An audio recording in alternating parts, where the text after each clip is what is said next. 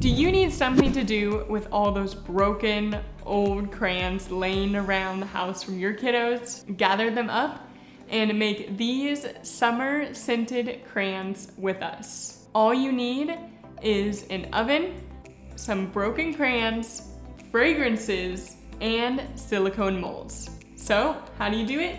Let's get to it.